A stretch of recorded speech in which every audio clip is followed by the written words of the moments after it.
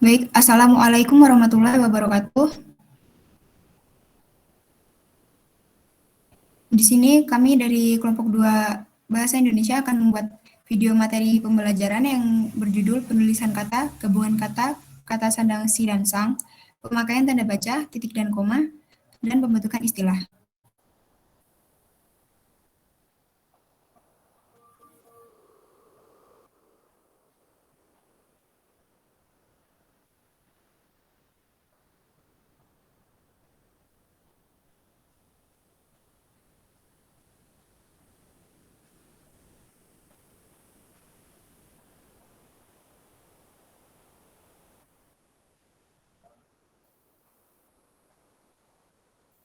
Untuk kelompok 2 sendiri berjumlah 7 orang. Yang pertama ada saya sendiri, Aprilia Anggun Sri Rahmawati dengan NPM 2117051038. Yang kedua ada Raffi Ramadan dengan NPM 2117051044. Yang ketiga ada Muhammad Bayu Tiar dengan NPM 2117051071.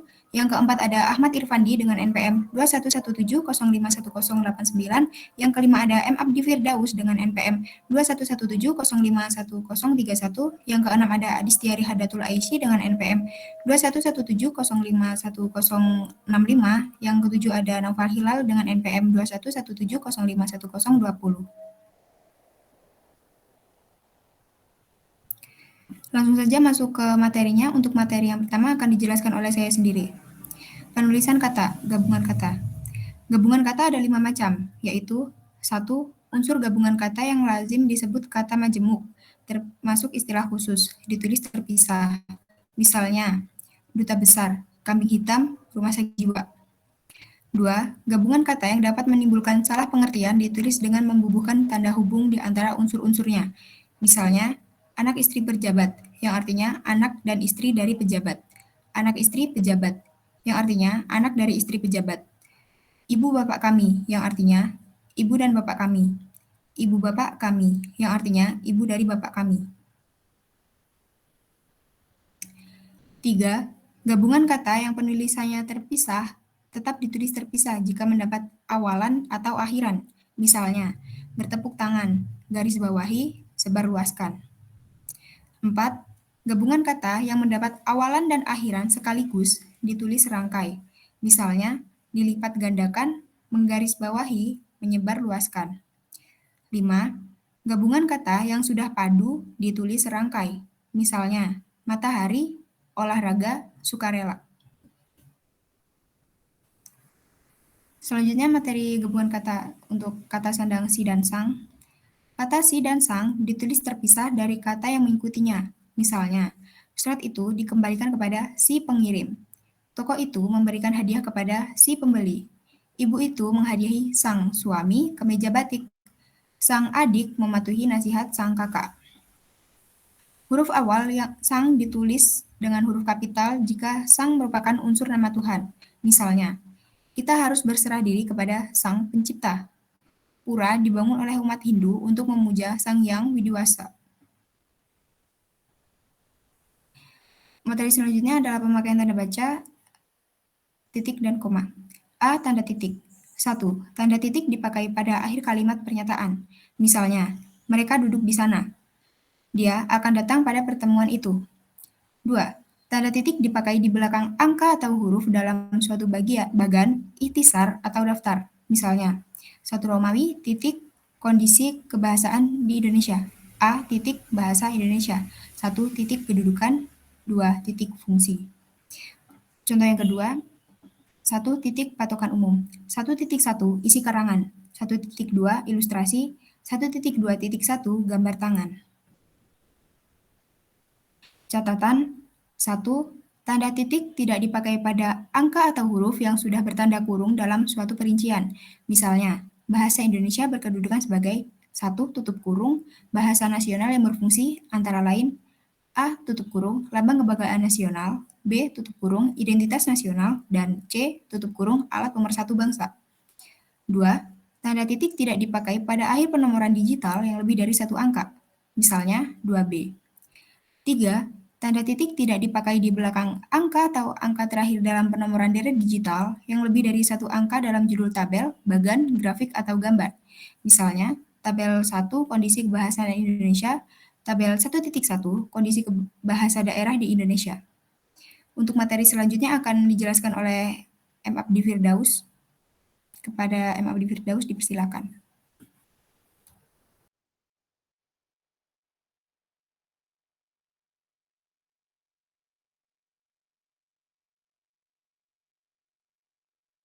Baik, terima kasih Saudari April. Akan saya lanjutkan. 2. Tanda titik dipakai untuk memisahkan angka, angka jam, menit, dan detik yang menunjukkan waktu atau jangka waktu. Misalnya, pukul 01.35.20 sama dengan pukul 1:35 20 detik atau pukul 1,35 menit, 20 detik. 01.35.20 jam. 1 jam, 35 menit, 20 detik. 3. Tanda titik dipakai dalam daftar pustaka di antara nama penulis, tahun, judul tulisan, yang tidak berakhir dengan tanda tanya atau tanda seru, dan tempat terbit. Misalnya, Mulyono, Anton, M.1989, Kembara Bahasa, Jakarta, 2 Gramedia. 4. Tanda titik dipakai untuk memisahkan bilangan ribuan atau kelipatannya yang menunjukkan jumlah. Misalnya, Indonesia memiliki lebih dari 13.000 pulau. Titik. Catatan 1. Tanda titik tidak dipakai untuk memisahkan bilangan ribuan atau kelipatannya yang tidak menunjukkan jumlah. Misalnya, dia lahir pada tahun 1956 di Bandung. 2. Tanda titik tidak dipakai pada akhir judul yang merupakan kepala kurangan, ilustrasi, atau tabel. Misalnya, acara kunjungan Menteri Pendidikan dan Kebudayaan. 3.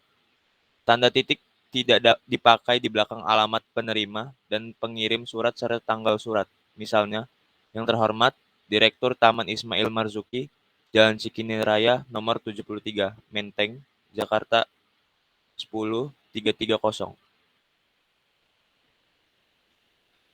Tanda koma. 1. Tanda koma dipakai di antara unsur-unsur dalam suatu pemerincian atau pembilangan. Pedoman Umum Ejaan Bahasa Indonesia 39 misalnya, telepon seluler, komputer, atau internet bukan barang asing lagi. 2.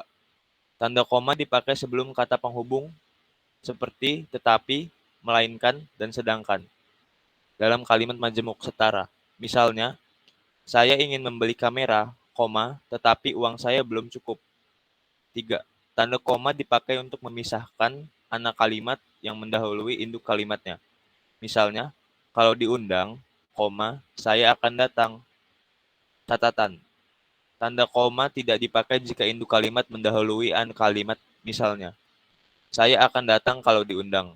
Dia mempunyai banyak teman karena baik hati. 4. Tanda koma dipakai di belakang kata atau ungkapan penghubung antar kalimat.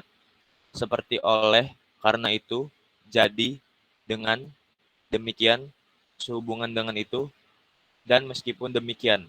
Misalnya, mahasiswa itu rajin dan pandai. Oleh karena itu, dia memperoleh beasiswa belajar di luar negeri. 5. Tanda koma dipakai sebelum atau sesudah kata seru, seperti o, ya, wah, aduh, atau hai, dan kata yang dipakai sebagai sapaan, seperti bu, dik, atau nak. Misalnya, wah, bukan main. Lalu ada hati-hati, ya, jalannya licin. 6. Tanda koma dipakai untuk memisahkan petikan langsung dari bagian lain dalam kalimat. Misalnya, kita harus berbagi dalam hidup ini, kata nenek saya, karena manusia adalah makhluk sosial. Catatan. Tanda koma tidak dipakai untuk memisahkan petikan langsung yang berupa kalimat tanya, kalimat perintah, atau kalimat seru dari bagian lain yang mengikutinya. Misalnya, di mana saudara tinggal? Tanya Pak Lurah. Masuk ke dalam kelas sekarang, perintahnya. Materi selanjutnya akan dibacakan oleh Adistia Rihadatul Aisy.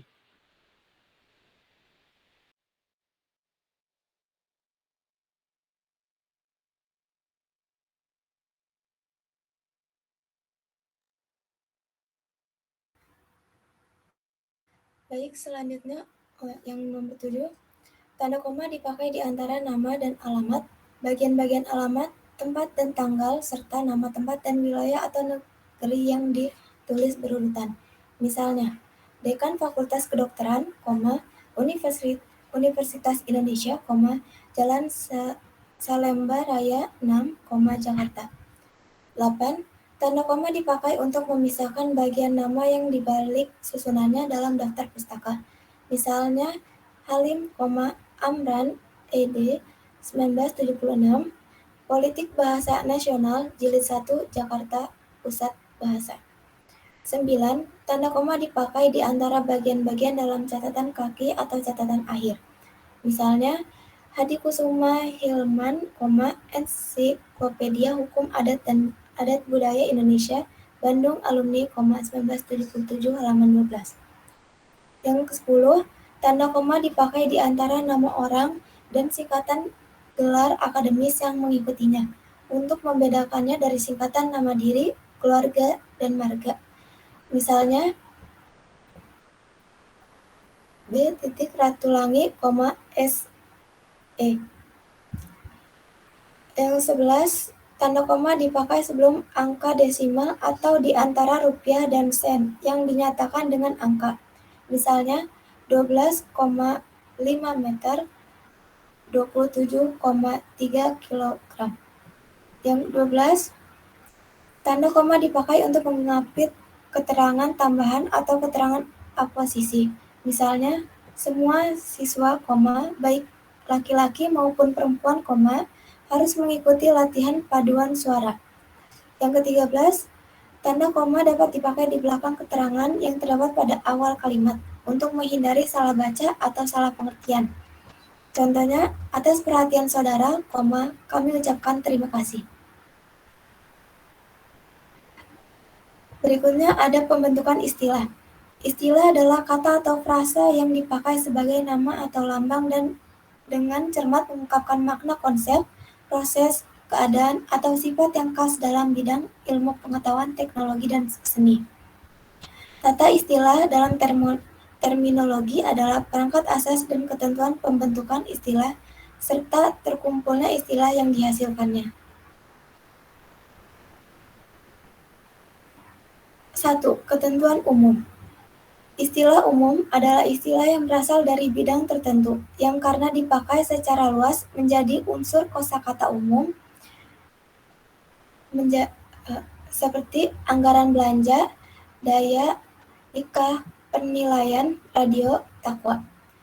Yang kedua, istilah khusus adalah istilah yang maknanya terbatas pada bidang tertentu saja. Misalnya, appendektomi, hipatride, kurtosis, pleistocene. Selanjutnya akan dibacakan oleh Raffi Ramadan.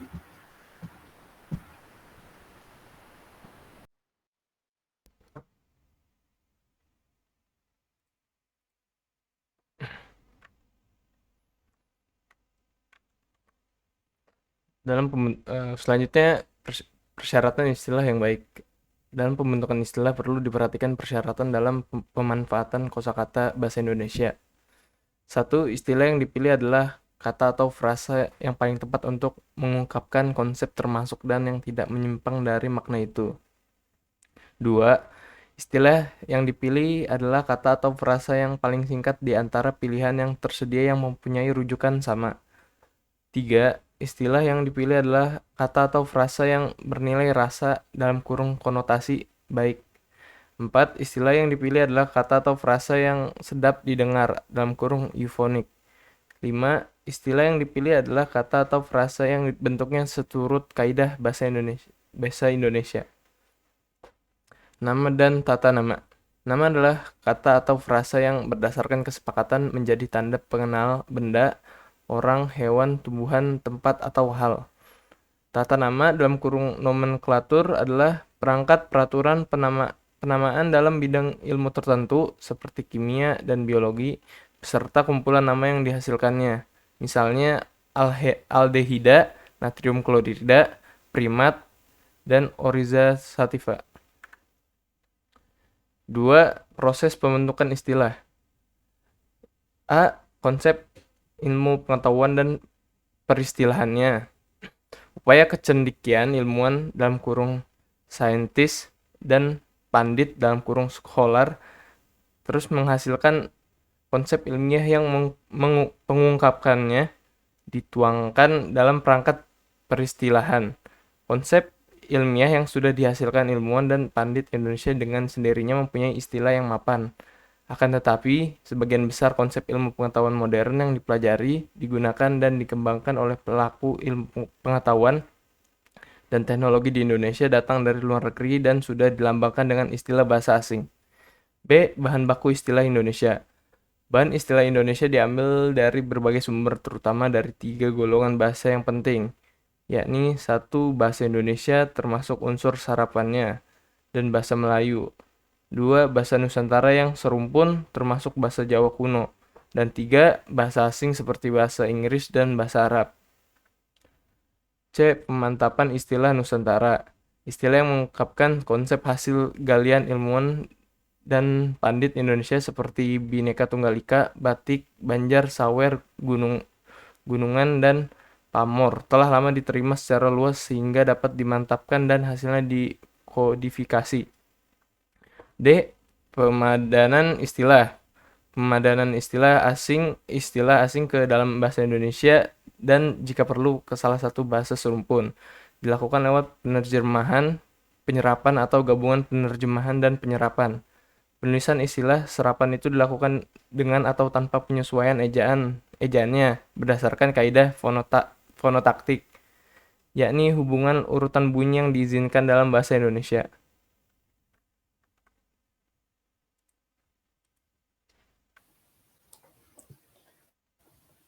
Selanjutnya, penerjemahan. Penerjemahan langsung istilah Indonesia dapat dibentuk lewat penerjemahan berdasarkan kesesuaian makna, tetapi bentuknya tidak sepadan. Misalnya, supermarket diterjemahkan menjadi pasar swalayan. Lalu yang kedua, merger diterjemahkan menjadi gabungan usaha. Penerjemahan dapat pula dilakukan berdasarkan kesesuaian bentuk dan makna. Misalnya, bonded zone diterjemahkan menjadi kawasan berikat. Skyscraper diterjemahkan menjadi pencakar langit.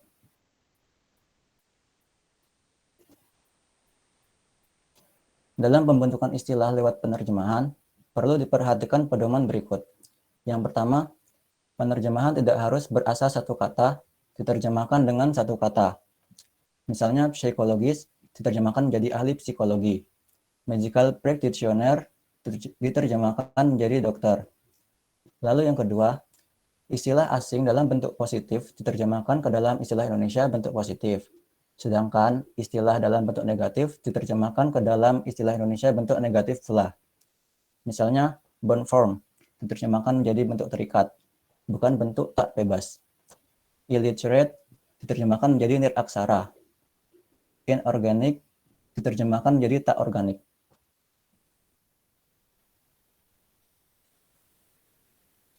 Yang ketiga, kelas kata istilah asing dalam penerjemahan sedapat-dapatnya dipertahankan pada istilah terjemahannya. Misalnya, merger diterjemahkan menjadi gabung usaha. Yang kedua, transparent diterjemahkan menjadi bening. Lalu yang ketiga, filter diterjemahkan menjadi menapis. Lalu yang keempat, dalam penerjemahan istilah asing dengan bentuk plural, pemarkah kejamaannya ditanggalkan pada istilah Indonesia. Misalnya, alumni diterjemahkan menjadi lulusan. Master of Ceremonies diterjemahkan menjadi pengatur acara. Charge d'affaires diterjemahkan menjadi kuasa usaha.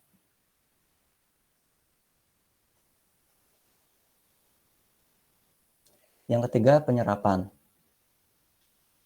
Yang pertama, istilah asing yang akan diserap meningkatkan ketersalinan bahasa asing dan bahasa Indonesia secara timbal balik atau intertranslatability, mengingat keperluan masa depan. Yang kedua, istilah asing yang akan diserap mempermudah pemahaman teks asing oleh pembaca Indonesia karena dikenal lebih dahulu. Lalu yang ketiga, istilah asing yang akan diserap lebih ringkas jika dibandingkan dengan terjemahan Indonesianya. Yang keempat, istilah asing yang akan diserap mempermudah kesepakatan antar pakar jika padanan terjemahannya terlalu banyak sinonimnya.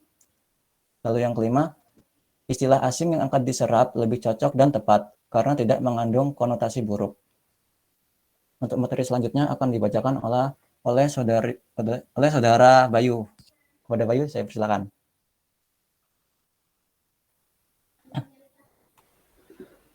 Proses penyerapan istilah asing dengan mengutamakan bentuk visualnya dilakukan dengan cara yang berikut.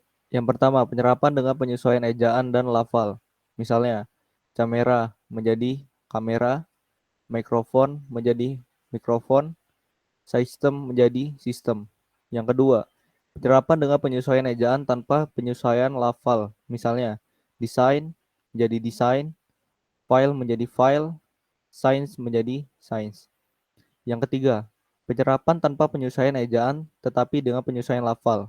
Misalnya, bias menjadi bias, nasal menjadi nasal, radar menjadi radar. Materi selanjutnya, penyerapan afiks dan bentuk terikat istilah asing. Penyesuaian ejaan prefiks dan bentuk terikat. Prefiks asing yang bersumber pada bahasa Indo-Eropa dapat dipertimbangkan pemakaiannya di dalam peristilahan Indonesia setelah disesuaikan ejaannya. Prefiks asing itu antara lain ialah sebagai berikut. A, AB, ABS, dalam kurung dari, menyimpang dari, menjauh dari. Tetap A, AB, ABS. Contohnya amoral menjadi amoral, abnormal menjadi abnormal, abstrak menjadi abstrak. Selanjutnya B, pada kedua sisi dua tetap B. Contohnya biconvex, biseksual menjadi biconvex, biseksual.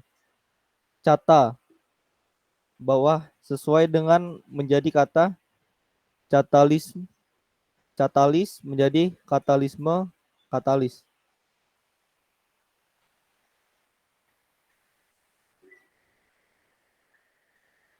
Gabungan penerjemahan dan penyerapan istilah bahasa Indonesia dapat dibentuk dengan menerjemahkan dan menyerap istilah asing sekaligus. Misalnya, bond morfem menjadi morfem, terikat. Yang kedua,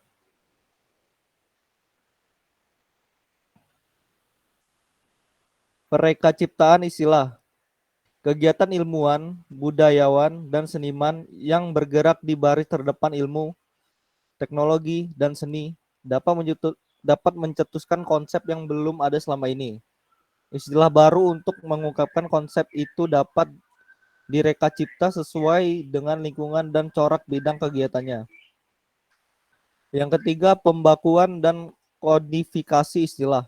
Istilah yang diseleksi lewat pemantapan, penerjemahan, penyerapan, dan pereka ciptaan dibekukan lewat kodifikasi yang mengusahakan keteraturan bentuk seturut kaidah dan adat pemakaian bahasa. Kodifikasi itu tercapai dengan tersusunnya sistem ejaan, buku tatan bahasa, dan kamus yang merekam dan menetapkan bentuk bakunya. Istilah bentuk dasar. Yang keempat, aspek tatan bahasa peristilahan. Yang pertama, istilah bentuk dasar dipilih di antara kelas kata utama seperti nomina, verba, adjektiva, dan numeralia. Yang kedua, istilah bentuk berafiks disusun dari bentuk dasar dengan penambahan prefiks, infiks, sufiks, dan konfiks seturut kaidah pembentukan kata bahasa Indonesia. Misalnya dari bentuk pirsa menjadi pemirsa, bukan pirsawan, dari hantar menjadi keterhantaran, bukan kehantaran. Yang ketiga, istilah bentuk ulang dapat berupa ulangan bentuk dasar seutuhnya atau sebagiannya dengan atau tanpa pengimbuhan dan pengubahan bunyi. Yang keempat, istilah bentuk majemuk atau kompositum merupakan hasil penggabungan dua bentuk atau lebih yang menjadi satuan leksikal baru. Gabungan kata itu berupa yang pertama, gabungan bentuk bebas dengan bentuk bebas. Yang kedua, bentuk bebas dengan bentuk terikat. Atau yang ketiga, bentuk terikat dengan bentuk terikat. Untuk yang kelima, istilah bentuk analogi bertolak dari berdasarkan pola bentuk, pegulat, tata, juru tulis, pramugari, dengan pola analogi pada istilah tersebut dibentuk berbagai istilah lain.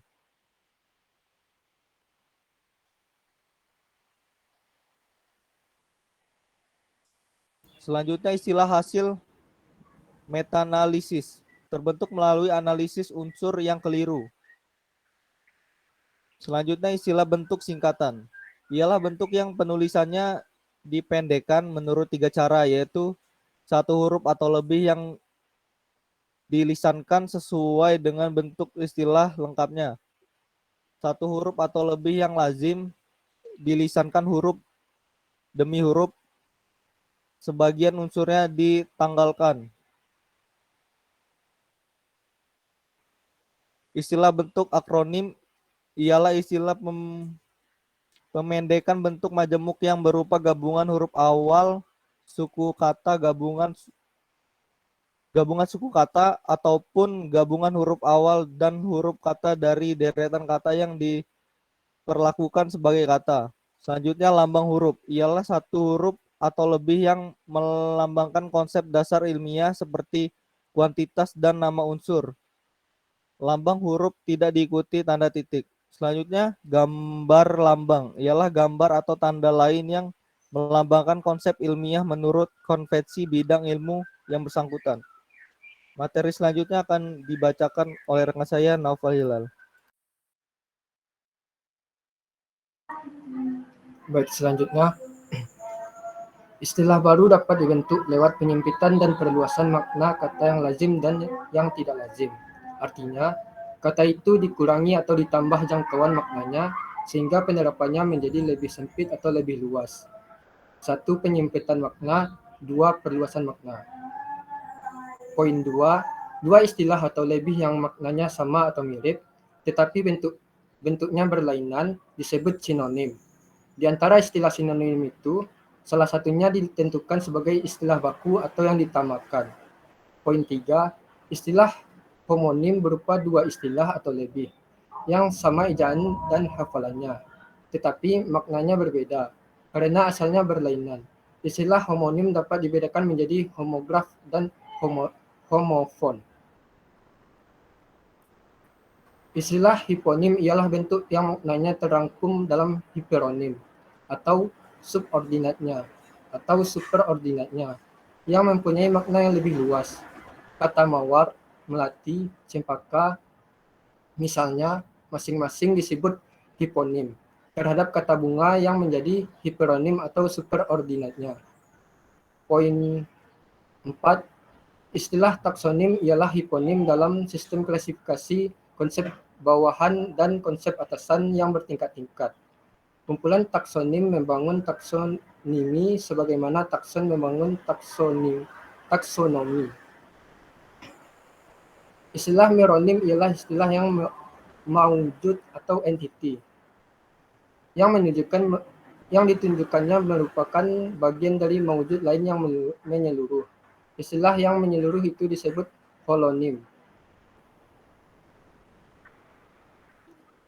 Baik, saya kembalikan kepada moderator.